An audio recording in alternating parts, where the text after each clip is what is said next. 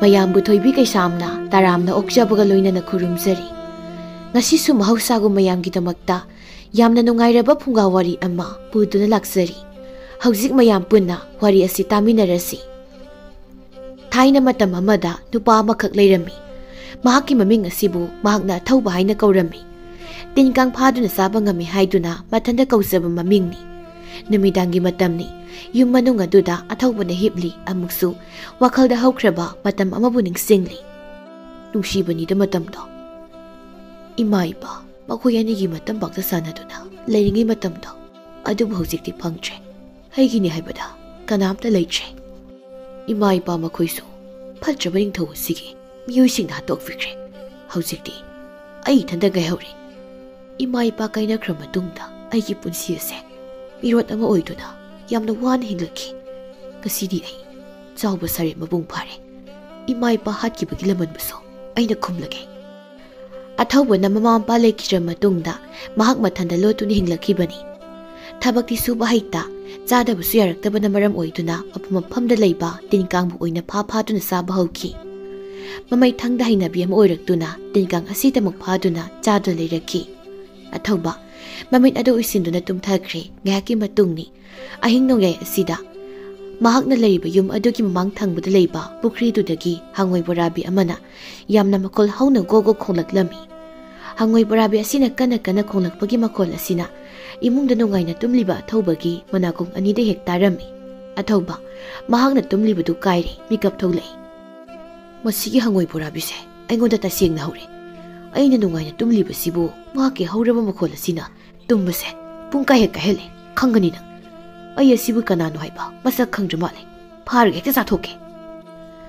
athawbadu yamna saurami phamungdagi puk hawgatuna mapana thuna tolaklami aduga pukri tanu chatlami kadomdanu khonglibase basigi pukri sidani hangoi asina khonglaklibase pukri sida phanita songthadun pharge asi khanana pukri duda phan songtharami aduga khongliba hangoi borabi adubu phanabu hotnarami adumna tarakpaduda hangoi borabi du khongba chap lepkre mathoi manglagani haina khanjarami masigi taibong mi hingsaba manbase aina ahingsida khongtuna isai sakbase mahakna takhra male aibu phanaba kana honna du leire ai thawai mangba tare pukri sigi manung doina luptu leikrage hangoi borabi du ising manung irupkre athawbana hojikta khonglambadu amuk chap lepkre ne kadum sakre hangoi borabi do kasigi numita nangbu phadani pharage ko pukri du mahakna ne khaiba yaba ne khaiduna hangoi du phanabu honare mahakna dumna tawrpaduda hangoi borabi du ising manungda leiba ngamlaktre mabukningda mukhali irol nu masida luptu leibunadi aigi thawaise hingan habit hazatre mahaki makhong khongpa asuba apakpasina aigi sasida chabet ne silakpada ai soida sirani masida leibana kanare mathak toina panchong khai khrage aduga mafam kaidano ma ai sakrage asumna khanduna irol nung adudagi phagolaktuna pukri mapala duda phanchong thoklami hangoi borabi duna songkiba dubu athawbana urami mahakna hai sida songkhrene mathoi kaisu hingningli mane aigi khutagi nangna nathokna sin mangam raibado yengo nangtadi aina pharagadabani lairai da muk songkhali phan songkri bhangoi adugi matungda tanarami hangoi aduna hoima ai sibu tare pakut kusau sina ayu phana blame mahak nei bu phaki batare asumna haina songlami adubu tingkang bu phaduna sab hairaba thawbana hangoi borabi adubu makut kusau aduna tap harami hangoi adu mahakna phari hangoi du makhuna thangatuna maithong duda nokfei tongna haije khanglabra hangoi borabi ayese pisak pitlinge dagi hongna tinkang amadi nakhoi gumba jiba kaya amabu pha du sadu laklabani aina pharga haina khankraba amata phadana tokte aina nungaina tumba dubu nangi nakhol ahubuduna aibu hongdokpani aibu tumba kahenbagi mahine masi ikup asina nangi aroi matamni nangbu aina hingne hekta sargadabani asumna haiduna makuta pari bhangoi borabi adubu maya launa kathok tun hapchilami aduga chop sairami aukreda kari khawna haibagi masiba hangoi borabi hingni chabagi muhausidi leitre hawkre Hangoi adugi saru sarang adubu pejek sagairami. Hangoi adubu yamna hauna sarami. Puk usit hal amuk tumlurage. Asi haiduna imungda muksangduna pamunda kakatuna tumkirami. Mathangi numitni athauba yahunga nahugatli. Ngasigi numit asida mahangna kariguma thabak amabu tawgadawribani. Ngasidi singda satuna lin asauba asangba mo pharuge. Lin amabu pharaga aina tawgadawriba thabak asibu mari tawba hurage. Ai imai pabu hatkibagi laman ningthaw asigi mathakta khumba hurage. Masada khulay amata loinadana jingtamna chatli. Jing adudani nupa ahal amana athaubabu uratuna kawi. Oi bungo lambida chaliba bungo amukta ngaikho ba. Athaubuna sapleptuna khummi. Khura ai bura kobiribasibo. Kari lerebagi khura. Ibungobu jing asumna chatkadawribra. Hoi khura chatlibani ai. Adudi phare aisu jing asida chatlibani. Ai khoyani puni hekta chakrasi. Hoi khura. Asum nainaduna makhoi anidu jingtamna chatlami ahal aduna hai. Ibungo nangbu kanagi masano. Nasak nasasu amta khangde. Khura aisu lebak asidagini lebak asigi masani. Hoi aina ahal oisilakpasida masak muna khangdaba oirigani. Ado ibungo nangna jing asida chatlibasigi maramsibu kari leibagi. Aina haibadi ugyan ma chatlibra singchan ma chatlibra haibani. Khura sum chatlibani. Adu khuradi kai thabakino. Ibungo jing asidagi lin asauba asangmamta phage haiduna chatlibani. Hanubadra lin phaba haina palakpatuda athaubuna sarkhumi. Lin phaba haiba karigi lino phagadoribasibu khura. Nangi khura aise isam mi amana tene. Laitinga yamna sanaba haikhramini thabak amagidamak lin azauba ma phage haina tawribani. Khura kari thabakno haiba adumatangdi mayek sengna haibiyudo. Khurana phagadab lindo aini hekta phajage. Ibungo sumdaubanida lin adu tawraga hu amata semge haina tawbani. Hu semba haiba karam makalgi huno khura sembigadoribasibo. Aina nusidaba mi mayam ama lei. Ai punsisina loikhidringaida makhoi sing adubu hu adu sijinnaduna hatge haina tawbani. Hu na mi hat baiba. Khuraga thainajabase yamna phare. Aisu laman ama khumningbagidamak jing asida lin phaba chatpani. Aigi matengbu khurana amta pangbiyo. Nangi karama matengno aingondasu khangallo. Athaubana haukraba magi punsi du pautami. Aigi imai pabu lebak asigi phatraba ningthau asida maki miyoi kaya ma thadoktuna yamna tamthina hatokpiki. Asukui matam ase aihak mirot ama oine lerakhi. Adubu aihak hujikti sabu mapung phare. Ningthau asigi mathakta laman khumlage haina chap yungna khale. Lebak asigi ningthause asuki matik phatte lamja sajat yamna motli tola tarba misingbu mahakna thawoide. Phajaba nupi khudingmakpu mahaki nupi oiningba ningthauni. Lebak praja matana mahaki mayokta leiba ngamde. Mahakpu ngamba miyoi ama laklabadi adumaina aisu khalibani. Adu oibungo mahaki oiba miyoi kaya amana cheksina ngaksendu leikibasina maram oiduna kanamtana mangonda karisu tawba ngamde. Aisu lebak asigi prajani aisu pumnamak khanglibani. Khura handaki matang asida amukta laman soidan singjahauge. Khurana masibu amukta mateng pangbiyo. Hoi aina soidana mateng pangani. Lau chalasi. Makhoi anidu jingtamna sangsinminarami athaubana amuk hangi. Khura wari budi phajana sanare haibabu khuragi mingdi khangjadri. Mingbu kari kawibagi. Aigi mingbudi todang kawi. Isam eksamna maiba todang asuma kauni. Ibungugi mingdi kari kawba. Khura aigi mingna athauba kawi. Tinkang lingumasibu yamna laina phaba ngami haiduna kawjaribani. Phaba ngamra haibado yengba taridana. Hoi yenglasi khura. Makhoi anina asum changsilakpana jingi manung yausilakle athaubana hai. Khura aswaisi lin asawu mayamgi leiphamni. Swaisida hekta yenglasi. Hoi ni bungo aisu hek mafam aswaide satpada lin asawu thengnaba yawi. Adugi mafam asi tamna laklibani. Khura munne hekta yengbiyo. Unawana marak asida tasilaga hekta leiramani. Amuk nakongna khutaga chikani ko khura. Chikloida. Mamit aduna akangmu unawana marak aduda muna yenglami. Lin leiba ubra haina yenglami asum yenglakpada lin maku ma leibadu mahakna urami. Ibungo, lin maku ma leirine tu yengo. Athawbuna lin maku adubu yengi adu gairei. Kura, lin maku asiga hairabadi madugi lin ado. Phajana sauramlagani. Maku ase phana saw sangleba. Sauramlani ibungo. Lin maku ase hudokiba ikui chiba malida. Amukta muna yengune. Hoini kura. Maku ase hudokiba kuiche. Adudi kura tu asumgi makok thangu maikai sido yengsi. Maikai somda soine salamgani. Asumna haiduna athawbana mamang thaduna lin adugi khongul bilireklami. Ibungo leibabu udebo kamdawgani masidi. Kura soida lerangani kharaga satuna thigisi. Makata na sum thirakpada ka hena saujriba umagi usamada lin khara sauba ma koi isinu leribadubu athawbana hek urami mahak naire. Kura tu yengo asida lina sawa mana masa pumba usa sida koi isinu leribase amta yengune.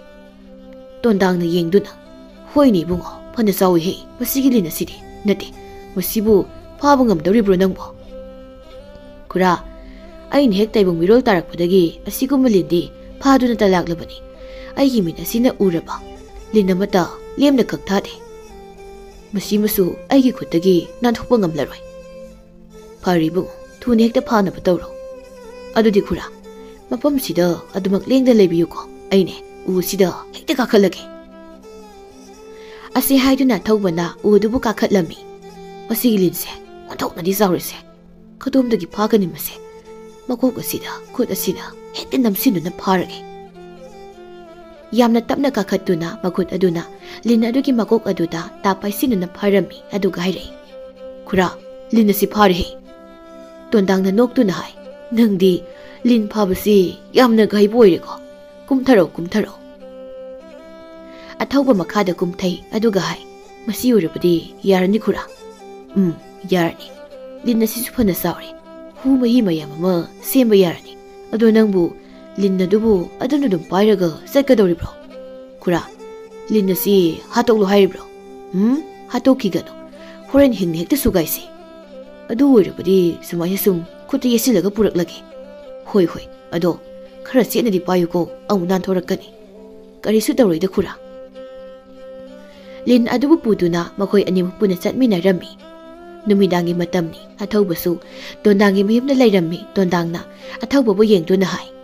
Ibungo aisu yumsida ithanta leibani. Matam kharadi sida aiga puna leirasi. Hoi yaida kura ado kurabu nasana sugamta leitabro. Lei adubu makoidi atopa kholamada leikre. Aiga leiminaba ngamloi haiduna satkre. O aisu yumaduda ithanta leiba phana kuire ado Kurana hu mahi semgani haina haibiribadubu ngasidagi hekta semba haubigadoribro. Ngasidagi hauroi hu mahi sembaduda posang khara sangi. Kari no hekta haibiyu kura. Lin asawba amadi aikhoi khutta leire ibungo. Nangna hayengki numina sida hangoi barabi asawba hum phanabu hotnaro. Aduga ina jing asida chattuna mana masing khara hekluki. Lin asiga hangoi barabi duga mana masing aduga pulamna sugarak matungda hu mahi adu semgadoribani. O ai wakhal tajare hayengmak hangoi barabi hum hekta phajage thabak ase kuithaba kanatre. Phare adudi numidangi saksu thongri tawribase ibungo nangbu chak thongbaga heiba natro. Kura aidi chak thongba hijade aidi chak sajade. Kari chak sade haiba adudi tangdi kari oina sariba. Athawbadu mahaka sengmu wafam adubu haidoklabadi phajare haina khanduna asumna khumjilami. Aina haijabdi kura aido chak chaningde haibani. Chak chaningdre haiba oireko phare aisu kaya chaningde ngasigidi thonglaroisi hayeng oina thongduna hekta sarasi. Hoi kura adudi phare asomna kanda phamung ama leibani maduda nang tumjararo aina masida tumhaurage. Asumna haiduna Tondangdu magi phamung aduda kakhatun hipthakri athawbasu atopa kada leiba phamung aduda kakhatun hipthakri mahakna khalli. Aibu ngak leirabadi soida saklamakani se kamdogani ꯅꯣꯡꯃꯗ ꯆꯔꯥ ꯍꯦꯟꯗꯕꯅꯤ ꯃꯈꯣꯏꯒꯤ ꯑꯀꯣꯏꯕꯁꯤꯗ ꯇꯤꯟ ꯀꯥꯡꯒ ꯑꯝꯇ ꯂꯩꯇꯕ ꯖꯥꯠꯂꯥ ꯂꯩꯔꯝꯂꯕꯗꯤ ꯐꯅꯤꯗ ꯈꯔ ꯐꯥꯗꯨꯅ ꯆꯥꯁꯤꯟꯗ꯭ꯔꯕꯗꯤ ꯑꯍꯤꯡꯁꯦ ꯇꯨꯝꯕ ꯌꯥꯔꯔꯣꯏ ꯑꯩꯕꯨ ꯑꯩꯅ ꯐꯥꯗꯨꯅ ꯊꯝꯂꯤꯕ ꯂꯤꯟ ꯑꯁꯦ ꯑꯣꯏꯅ ꯆꯥꯊꯣꯛꯂꯁꯤꯔꯥ ꯍꯩꯠ ꯂꯤꯟ ꯑꯁꯤꯗꯤ ꯆꯥꯊꯣꯛꯄ ꯌꯥꯗꯦ ꯃꯄꯥꯟꯗ ꯑꯣꯏꯅ ꯊꯣꯛꯇꯨꯅ ꯌꯦꯡꯂꯨꯔꯒꯦ ꯑꯁꯤ ꯈꯟꯗꯨꯅ ꯑꯃꯨꯛ ꯍꯧꯒꯠꯂꯛꯏ ꯑꯗꯨꯒ ꯃꯄꯥꯟꯗ ꯊꯣꯛꯂꯛꯏ ꯃꯗꯨꯗ ꯇꯣꯟꯗꯥꯡꯅ ꯍꯥꯏꯔꯛꯏ ꯍꯩ ꯏꯕꯨꯡꯉꯣ ꯅꯪꯕꯨ ꯀꯗꯥꯏꯗꯅꯣꯅꯦ ꯈꯨꯔꯥ ꯃꯄꯥꯟ ꯑꯃꯨꯛꯇ ꯊꯣꯛꯎꯒꯦ ꯇꯧꯕꯅꯤ ꯅꯠꯇ꯭ꯔꯕꯗꯤ ꯍꯣꯔꯦꯟ ꯑꯍꯤꯡ ꯁꯣꯏꯗꯅ ꯐꯔꯛ ꯇꯥꯔꯛꯀꯅꯤ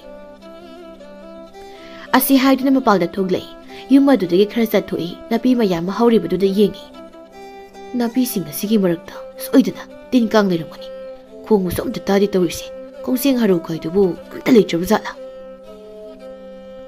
ꯑꯊꯧꯕꯅ ꯅꯥꯄꯤꯁꯤꯡ ꯑꯗꯨꯕꯨ ꯂꯣꯏꯅ ꯅꯩꯈꯥꯏꯔꯝꯃꯤ ꯅꯥꯄꯤ ꯃꯔꯛ ꯑꯗꯨ ꯂꯩꯔꯝꯕ ꯇꯤꯟ ꯀꯥꯡ ꯃꯌꯥꯝ ꯑꯃꯅ ꯃꯈꯣꯜ ꯊꯣꯛꯅ ꯈꯣꯡꯂꯝꯃꯤ ꯃꯈꯣꯜ ꯑꯗꯨꯕꯨ ꯇꯥꯕꯗ ꯑꯊꯧꯕꯗꯤ ꯌꯥꯝꯅ ꯍꯔꯥꯎꯖꯔꯝꯃꯤ ꯑꯩ ꯂꯥꯛꯄꯁꯤꯗ ꯅꯈꯣꯏꯗꯤ ꯇꯨꯃꯤꯟꯅ ꯃꯐꯝ ꯑꯁꯤꯗ ꯇꯥꯁꯤꯟꯗꯨꯅ ꯂꯣꯜꯂꯤꯕ ꯑꯣꯏꯔꯦꯀꯣ ꯅꯈꯣꯏꯅ ꯑꯩꯁꯦ ꯐꯅꯗꯤ ꯀꯤꯕ ꯖꯥꯠꯅꯤꯀꯣ ꯈꯪꯒꯅꯤ ꯑꯐꯪꯕ ꯃꯈꯩ ꯐꯥꯗꯨꯅ ꯆꯥꯊꯣꯛꯀꯦ ꯑꯁꯤ ꯍꯥꯏꯗꯨꯅ ꯇꯤꯟ ꯀꯥꯡꯅ ꯈꯣꯡꯂꯤꯕꯁꯤꯡ ꯑꯗꯨꯕꯨ ꯐꯥꯗꯨꯅ ꯆꯥꯔꯝꯃꯤ ꯆꯥꯕ ꯌꯥꯕ ꯆꯥꯔꯕ ꯇꯨꯡꯗ ꯃꯕꯨꯛ ꯊꯜꯂꯛꯂꯝꯃꯤ ꯄꯨꯛ ꯊꯜꯂꯦ ꯁꯤ ꯑꯣꯏꯔꯗꯤ ꯇꯨꯝꯕ ꯌꯥꯔꯅꯤ ꯏꯃꯨꯡꯗ ꯑꯃꯨꯛ ꯆꯪꯗꯨꯅ ꯃꯍꯥꯛ ꯇꯨꯝꯈ꯭ꯔꯦ ꯃꯊꯪꯒꯤ ꯅꯨꯃꯤꯠꯅꯤ ꯇꯣꯟꯗꯥꯡꯅ ꯍꯥꯏ ꯏꯕꯨꯡꯉꯣ ꯑꯩ ꯆꯤꯡꯗ ꯆꯠꯂꯨꯈꯤꯒꯦ ꯃꯅꯥ ꯃꯁꯤꯡ ꯑꯗꯨꯕꯨ ꯊꯤꯗꯨꯅ ꯍꯦꯛꯂꯨꯈꯤꯒꯦ ꯍꯣꯏ ꯈꯨꯔꯥ ꯑꯩꯁꯨ ꯍꯪꯉꯣꯏ ꯕꯣꯔꯥꯕꯤꯗꯣ ꯐꯥꯔꯝꯂꯒꯦ ꯄꯨꯟꯅ 3 ꯍꯥꯏꯕꯤꯕ ꯅꯠꯇ꯭ꯔꯣ 3 ꯍꯥꯏꯕꯅꯤ ꯐꯥꯔꯒ ꯊꯝꯂꯝꯃꯣ ꯇꯣꯟꯗꯥꯡꯁꯨ ꯆꯤꯡꯗ ꯆꯠꯈ꯭ꯔꯦ ꯑꯊꯧꯕꯁꯨ ꯍꯪꯉꯣꯏ ꯕꯣꯔꯥꯕꯤ ꯐꯥꯅꯕ ꯊꯧꯔꯥꯡ ꯇꯧꯈ꯭ꯔꯦ ꯅꯨꯃꯤꯗꯥꯡꯒꯤ ꯃꯇꯝꯅꯤ ꯇꯣꯟꯗꯥꯡ ꯑꯃꯗꯤ ꯑꯊꯧꯕꯅ ꯐꯝꯗꯨꯅ ꯂꯩꯔꯤ ꯇꯣꯟꯗꯥꯡꯅ ꯍꯥꯏ ꯏꯕꯨꯡꯉꯣ ꯍꯧꯖꯤꯛꯇꯤ ꯃꯄꯣꯠ ꯃꯆꯩꯁꯨ ꯂꯣꯏꯅ ꯁꯨꯔꯕꯅꯤꯅ ꯍꯨ ꯃꯍꯤ ꯑꯗꯨꯕꯨ ꯁꯦꯝꯕ ꯍꯧꯔꯁꯤ ꯍꯦꯛꯇ ꯁꯦꯝꯕꯤꯔꯨ ꯈꯨꯔꯥ ꯍꯪꯉꯣꯏ ꯕꯣꯔꯥꯕꯤ 3 ꯍꯥꯏꯕꯗꯨꯁꯨ ꯐꯥꯗꯨꯅ ꯊꯝꯂꯕꯅꯤ ꯂꯤꯟ ꯑꯗꯨꯒ ꯍꯪꯉꯣꯏ ꯑꯗꯨꯒ ꯃꯐꯝꯁꯤꯗ ꯄꯨꯔꯛꯎ ꯑꯊꯧꯕꯅ ꯃꯗꯨꯁꯤꯡ ꯑꯗꯨꯕꯨ ꯂꯧꯔꯨꯔꯦ ꯈꯨꯔꯥ ꯁꯤꯗ ꯂꯩꯔꯦ ꯂꯤꯟꯗꯨ ꯍꯥꯟꯅ ꯑꯃꯨꯛꯇ ꯁꯨꯒꯥꯏꯍꯧꯁꯤ ꯑꯁꯤ ꯍꯥꯏꯗꯨꯅ ꯋꯥꯒꯤ ꯎꯇꯣꯡ ꯑꯃ ꯄꯨꯊꯣꯛꯇꯨꯅ ꯎꯇꯣꯡ ꯑꯗꯨꯒꯤ ꯃꯈꯨꯜ ꯑꯍꯣꯕꯗꯨꯗ ꯂꯤꯟ ꯑꯗꯨꯕꯨ ꯍꯥꯞꯆꯤꯜꯂꯝꯃꯤ ꯑꯗꯨꯒ ꯆꯩ ꯃꯆꯤꯟ ꯇꯨꯝꯕ ꯑꯃꯅ ꯆꯛ ꯊꯤꯜꯂꯝꯃꯤ ꯏꯕꯨꯡꯉꯣ ꯑꯩꯅ ꯇꯧꯔꯤꯕ ꯁꯤꯒꯨꯝꯅ ꯅꯪꯅ ꯑꯃꯨꯛꯇ ꯇꯧ ꯂꯤꯟ ꯑꯁꯦ ꯄꯨꯡꯇꯣꯏ ꯇꯣꯏꯗ꯭ꯔꯤ ꯃꯈꯩ ꯁꯨꯗꯠꯂꯣ ꯑꯊꯧꯕꯅ ꯎꯇꯣꯡ ꯑꯗꯨꯕꯨ ꯑꯃꯨꯛ ꯂꯧꯗꯨꯅ ꯆꯩ ꯑꯗꯨꯅ ꯁꯨꯒꯥꯏꯔꯝꯃꯤ ꯁꯨꯕ ꯌꯥꯕ ꯁꯨꯔꯕ ꯇꯨꯡꯗ ꯂꯤꯟ ꯑꯗꯨ ꯄꯨꯡꯇꯣꯏ ꯇꯣꯏꯔꯦ ꯃꯍꯤ ꯃꯄꯥꯡ ꯂꯣꯏꯅ ꯊꯣꯛꯂꯦ ꯇꯣꯟꯗꯥꯡꯅ ꯌꯥꯔꯅꯤ ꯍꯪꯉꯣꯏꯁꯦ ꯑꯃꯨꯛ ꯍꯥꯞꯆꯤꯟꯅ ꯁꯨꯔꯣ ꯑꯊꯧꯕꯅ ꯍꯪꯉꯣꯏ ꯕꯣꯔꯥꯕꯤ ꯑꯗꯨꯕꯨ ꯌꯦꯡꯗꯨꯅ ꯈꯜꯂꯤ ꯃꯁꯤꯒꯤ ꯍꯪꯉꯣꯏ ꯕꯣꯔꯥꯕꯤꯁꯦ ꯆꯥꯗꯤ ꯇꯣꯛꯅ ꯆꯥꯅꯤꯡꯈ꯭ꯔꯦꯗ ꯑꯩꯕꯨ ꯍꯥꯎꯕꯅꯤꯗ ꯃꯇꯤꯟꯅ ꯀꯨꯠ ꯌꯣꯠꯂꯝꯃꯤ ꯇꯣꯟꯗꯥꯡꯅ ꯀꯩꯗꯧꯔꯦ ꯏꯕꯨꯡꯉꯣ ꯍꯪꯉꯣꯏꯁꯤ ꯌꯦꯡꯗꯨꯅ ꯅꯇꯤꯟ ꯀꯨꯠ ꯌꯣꯠꯂꯤꯕꯗꯤ ꯀꯩꯁꯨ ꯇꯧꯗꯦ ꯈꯨꯔꯥ ꯁꯦ ꯍꯥꯞꯆꯤꯜꯂꯨ ꯍꯪꯉꯣꯏ 3 ꯑꯗꯨꯕꯨ ꯍꯥꯞꯆꯤꯟꯗꯨꯅ ꯃꯈꯥ ꯇꯥꯅ ꯑꯃꯨꯛ ꯁꯨꯒꯥꯏꯔꯝꯃꯤ ꯈꯔ ꯁꯨꯔꯕꯗ ꯇꯣꯟꯗꯥꯡꯅ ꯑꯃꯨꯛ ꯍꯥꯏꯔꯛꯏ ꯁꯦ ꯃꯅꯥ ꯃꯁꯤꯡꯁꯤꯡ ꯑꯁꯤꯁꯨ ꯍꯥꯞꯆꯤꯜꯍꯧꯔꯁꯦ ꯄꯨꯂꯞ ꯍꯦꯛꯇ ꯁꯨꯍꯧꯔꯣ ꯑꯁꯤ ꯍꯥꯏꯗꯨꯅ ꯃꯅꯥ ꯃꯁꯤꯡꯁꯤꯡ ꯑꯗꯨꯁꯨ ꯍꯥꯞꯆꯤꯜꯂꯤ ꯑꯊꯧꯕꯅ ꯃꯐꯣꯟ ꯇꯥꯕ ꯃꯈꯩ ꯁꯨꯒꯥꯏꯔꯝꯃꯤ ꯑꯊꯧꯕꯅ ꯍꯥꯏꯔꯛꯏ ꯈꯨꯔꯥ ꯌꯥꯔꯗ꯭ꯔꯥ ꯌꯦꯡꯕꯤꯌꯨ ꯇꯣꯟꯗꯥꯡꯅ ꯌꯦꯡꯗꯨꯅ ꯍꯥꯏ ꯌꯥꯔꯅꯤ ꯏꯕꯨꯡꯉꯣ ꯃꯁꯤ ꯄꯨꯝꯅꯃꯛ ꯇꯣꯠꯁꯤꯟꯅꯕꯁꯤꯅ ꯃꯁꯤꯒꯤ ꯃꯍꯤ ꯑꯁꯤ ꯍꯨ ꯑꯣꯜꯂꯕꯅꯤ ꯑꯩꯈꯣꯏꯒꯤ ꯎꯟꯁꯥꯗ ꯈꯖꯤꯛꯇꯪ ꯍꯦꯛ ꯊꯦꯡꯕꯗ ꯇꯥꯈꯤꯕꯗꯅꯦ ꯂꯩꯅꯥ ꯄꯛꯄ ꯍꯥꯏꯕꯗꯣ ꯑꯣꯏꯒꯗꯧꯔꯤꯕꯅꯤ ꯈꯪꯂꯕ꯭ꯔꯥ ꯑꯗꯨꯅ ꯌꯥꯝꯅ ꯆꯦꯛꯁꯤꯟꯅ ꯇꯧꯕ ꯇꯥꯏꯀꯣ ꯀꯗꯥꯏ ꯎꯇꯣꯡ ꯑꯗꯣ ꯑꯩꯉꯣꯟꯗ ꯄꯤꯔꯣ ꯇꯣꯟꯗꯥꯡꯅ ꯎꯇꯣꯡ ꯑꯗꯨꯕꯨ ꯂꯧꯏ ꯍꯨ ꯃꯍꯤ ꯑꯗꯨꯕꯨ ꯆꯐꯨ ꯑꯃꯗ ꯐꯖꯅ ꯍꯩꯗꯣꯛꯂꯝꯃꯤ ꯑꯗꯨꯒ ꯍꯥꯏ ꯇꯨ ꯃꯁꯤꯒꯤ ꯍꯨ ꯃꯍꯤ ꯌꯥꯎꯔꯕ ꯆꯐꯨ ꯑꯁꯤꯕꯨ ꯅꯪꯅ ꯄꯨꯗꯨꯅ ꯀꯣꯅꯨꯡ ꯇꯝꯅ ꯆꯠꯂꯣ ꯈꯨꯔꯥ ꯍꯥꯏꯕꯤꯔꯤꯕꯁꯤꯕꯨ ꯑꯩꯅ ꯀꯣꯅꯨꯡꯗ ꯆꯠꯂꯒ ꯀꯔꯤꯅꯣ ꯑꯩꯅ ꯇꯧꯒꯗꯕꯁꯤꯕꯣ ꯀꯔꯝꯅ ꯑꯩꯅ ꯐꯠꯇ꯭ꯔꯕ ꯅꯤꯡꯊꯧ ꯑꯗꯨꯕꯨ ꯍꯥꯠꯀꯅꯤ ꯏꯕꯨꯡꯉꯣ ꯐꯠꯇ꯭ꯔꯕ ꯅꯤꯡꯊꯧ ꯑꯗꯨꯕꯨ ꯍꯥꯠꯄꯗ ꯆꯝꯖꯔꯕ ꯄꯨꯟꯁꯤ ꯀꯅꯥ ꯑꯃꯗ ꯁꯣꯛꯍꯟꯕꯗꯤ ꯄꯥꯝꯗꯦ ꯑꯗꯨꯅ ꯌꯥꯏꯕ ꯃꯈꯩ ꯅꯤꯡꯊꯧ ꯑꯗꯨꯗꯃꯛ ꯍꯥꯠꯅꯕ ꯍꯣꯠꯅꯁꯤ ꯌꯥꯗꯕ ꯃꯇꯥꯡ ꯊꯣꯛꯂꯒꯅ ꯃꯤ ꯑꯇꯣꯞꯄꯁꯨ ꯈꯔꯃꯨꯛ ꯍꯥꯠꯄ ꯍꯥꯏꯕꯗꯨꯅꯤ ꯑꯗꯨꯕꯨ ꯈꯨꯔꯥ ꯀꯔꯝ ꯇꯧꯅꯅꯣ ꯑꯩꯅ ꯅꯤꯡꯊꯧ ꯑꯗꯨꯕు ꯍꯥꯠꯀꯗꯧꯔꯤꯕꯁꯤꯕꯣ ꯁꯦ ꯑꯩ ꯍꯥꯏꯒꯦ ꯃꯨꯟꯅ ꯇꯥꯎ ꯆꯐꯨ ꯑꯁꯤꯕꯨ ꯄꯨꯗꯨꯅ ꯀꯣꯅꯨꯡ ꯇꯝꯅ ꯅꯪ ꯅꯨꯃꯤꯗꯥꯡ ꯑꯍꯤꯡꯗ ꯆꯠꯂꯨ ꯅꯤꯡꯊꯧꯅ ꯏꯔꯨꯖꯕ ꯄꯨꯈ꯭ꯔꯤ ꯑꯃ ꯂꯩꯕꯅꯤ ꯄꯨꯈ꯭ꯔꯤꯗꯨꯒꯤ ꯂꯥꯏꯖꯩꯁꯤꯡ ꯑꯗꯨꯕꯨ ꯅꯤꯡꯊꯧ ꯃꯍꯥꯛ ꯈꯛꯇꯅ ꯁꯤꯖꯤꯟꯅꯕꯅꯤ ꯑꯇꯣꯞꯄ ꯃꯤꯑꯣꯏ ꯀꯅꯥꯝꯇꯅ ꯏꯁꯤꯡ ꯑꯗꯨ ꯁꯤꯖꯤꯟꯅꯗꯦ ꯅꯪꯅ ꯎꯄꯥꯏ ꯑꯃ ꯇꯧꯗꯨꯅ ꯆꯐꯨ ꯑꯁꯤ ꯌꯥꯎꯔꯤꯕ ꯍꯨ ꯃꯍꯤ ꯑꯁꯤꯕꯨ ꯄꯨꯈ꯭ꯔꯤꯗꯨꯗ ꯍꯩꯖꯤꯜꯂꯨ ꯃꯗꯨꯕꯨ ꯍꯩꯖꯤꯜꯂꯕꯗꯤ ꯅꯤꯡꯊꯧ ꯑꯗꯨꯅ ꯄꯨꯈ꯭ꯔꯤꯗꯨꯒꯤ ꯏꯁꯤꯡ ꯑꯗꯨ ꯍꯦꯛ ꯏꯔꯨꯖꯕꯗ ꯃꯍꯥꯛꯀꯤ ꯃꯁꯥ ꯄꯨꯝꯕꯗꯨ ꯂꯩꯅꯥ ꯄꯛꯄ ꯍꯧꯔꯛꯂꯒꯅꯤ ꯎꯟꯁꯥ ꯄꯨꯝꯕ loina hangoi burabagi mawongda pumthorakani laikana mangamdana mahak adumak sirakadabani Quran haibiribasibu asengmuro aduma ai tawjage aigi oinadi ningthau adu bahalaga loire masi hu mahi asibu aina soirina pukri du haitarugani ningthau adu bahatkani phare haujik ase ahingni chapu asi buduna nang haujik ma konung tamlo chalo yamna haine sina chattuna aina haiba thabakse asimak tawjaruro asumna wari watai ngahak sanaraba tungda athaubadu makokta phi ma yasinduna chapudu busena paiduna konungi lambi du da chatlami matamdu ahing oibanina ichiksi kanamtagi makhol sutade lamhang oibanina tinkang na khongbagi makhol sutarami maduda mahak na khali tinkang ni masida khongli busidi oibu phaduna sadi sadingreda oibu amukta phakhisirane horen halakpudo ina pharageda Makata na sumchatlami asumchatpana konung adu yawsilami konung asi yawbudi yawsilaklese kanamta leibusu utre asumdagi hekta phaujinu sangkrage ningthongna iruja pukrido awang thangbu sum leibani asi haiduna lona tumina sangsilami asum phawduna changsilakpana pukrido yawre pukrido gi mapana leptuna haise masi hu mahise pukrisida hekta hektarage hu yarbi sing asibu nangna irujagani adudagi nangina sado laithung mapak paklagani laithung paklaga nang sirani asumna haiduna sapu adu septhaduna humahi adu haithab haurami matang tanja aduda taibang migi makhol ama mahakna khangta taraklami maduda ukhiba tare haina mahi adu thuna haithabada mahakki makhuta khara takirami mafam adudagi mahak thuna yana tholakle mahakna haise humahi asina ai khut asia takre ai kamai tawgani aisu laithung pakladra wakhaladu khana khana mahaki yumadu tamna chatlami mahaki wakhaladu yamna langtakna rami mathangi numitni phatraba ningthau aduna mahaki irujafam bukhriduda iruzarami mahakna dumna tawbudagi mahaki masa pumbadu mapak pomkhalakle masa pumba laithung paklami ningthauga oribi phibam adugi pawadubu lebak sinba tungna sandoktuna khanghalami phatraba ningthau adu masada paklibu laithung aduna maram oiduna adumak sikirami athauba mahak sumasa pumba laithung aduna loina sandoktuna leiri phamung debtuna mahak leiri mahak na haise ningthau adu sire heba nungaireda masigi pawase aigi ningbu thunglare imai pa hatkibagi lamatbo macha aina khumlare aina ningthau bahale matang tanja aduda yum adugi mapalda hangoi borabi amana makol thokna hauna khonglami hangoi adu yamna maning tamna khonglami hangoi adugi makhol adubu taraduna mahakna khali hangoi borabi ase unthokna hauna su khongkreda aina makoibu phaba ngamlaru haiduna makau pongna hauna khongkreda haroi boina amuktang ni saningkreda haubunida hangoi borabi gi mahaudo aduba thauba masadu laithong paklabaduna maram oiraga tinkang so amata phaduna chaba ngamjri nongmani leiraga mahaksu dumang sikhirami